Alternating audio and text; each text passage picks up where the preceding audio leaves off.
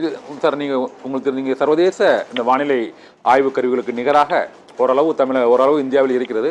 ஆனால் அந்த சர்வதேச தரத்துக்கு மற்றபடி, அதாவது வேர்ல்டுலே பெஸ்ட் அந்த வானிலை ஆய்வு மைய கணிப்புன்னு நம்ம எந்த நாட்டுக்குள்ள சொல்லலாம்? நம்ம அதை ஓரளவு நெருங்கி இருக்கிறோமா சார்? இல்லாட்டா அந்த செயற்கைக்கோள்கள் அந்த அளவுக்கு துல்லியமாக கணிக்கக்கூடிய அளவுக்கு இந்தியாவில் இருக்குதா? ஏன்னா இந்த அண்மை காலமாக இந்த சந்தேகங்கள் வருவதற்கு காரணம் என்னவென்றால், அந்த நம்ம இந்திய வானிலை ஆய்வு மையத்தை பொறுத்தவரை ஒரு 3 அளவு மானிகள் தான் வைத்திருக்கிறதா சொல்றாங்க. இப்போ பாலச்சந்திரன் கூட சார் கூட அதான் சொன்னார்.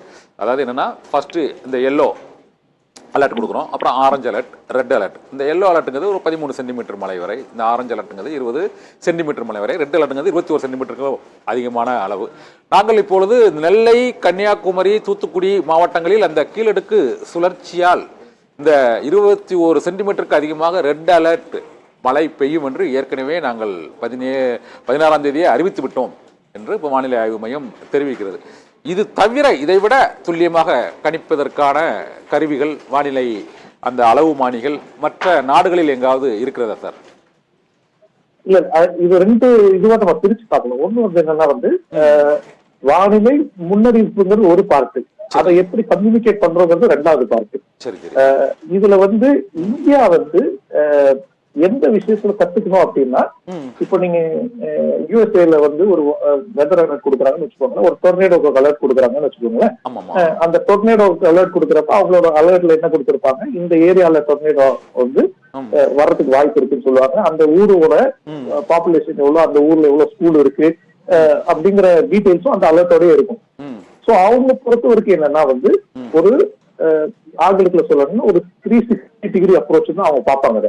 அது வானிலை முன்னறிவிப்பு வெறும் ஒரு நிகழ்வா பார்க்காம அதனுடைய தாக்கம் என்ன இருக்கும் அந்த மாதிரிலாம் பார்த்து கொடுக்கறது அவங்களோட இது.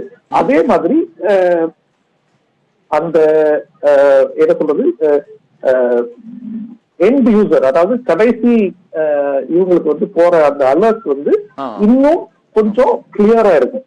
என்ன எதிர்பார்க்கணும், என்ன நடக்க போகுதுங்கிறத பொறுத்து.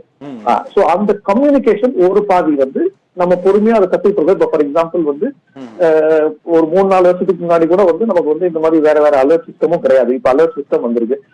இது ஒரு என்ன சொல்றது, ஒரு பயணம். இந்த பயணத்துல சில சமயத்துல நம்ம கத்துக்கிட்டு பாடங்களை கத்துக்கிட்டு அதுல என்ன கரெக்டிவ் ஆக்ஷன் எடுக்கிறோம் அப்படிங்கறத பார்த்துட்டு எடுத்துட்டு போறோம்.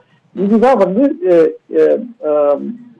ரைட்டு, இது ராங்குங்கிற மாதிரி எதுவுமே கிடையாது. ஏன்னா சிலது அமெரிக்கால வேலை செய்யறது இந்தியால வேலை செய்யாது. உதாரணத்துக்கு சொல்லுவோம், ஒரு இப்ப அமெரிக்கால ஒரு டொர்னேடோ அலர்ட் வருதுன்னா அவங்க யாருமே சொல்ல மாட்டாங்க, போன வாரம் நீங்க டொர்னேடோ அலர்ட் கொடுத்தீங்க, என் ஊர்ல டொர்னேடோ வரல, இன்னைக்கு நான் எதுக்கு இந்த அலர்ட்டுக்கு நான் உஷாரா இருக்கணும் யாருமே கேட்கறது கிடையாது.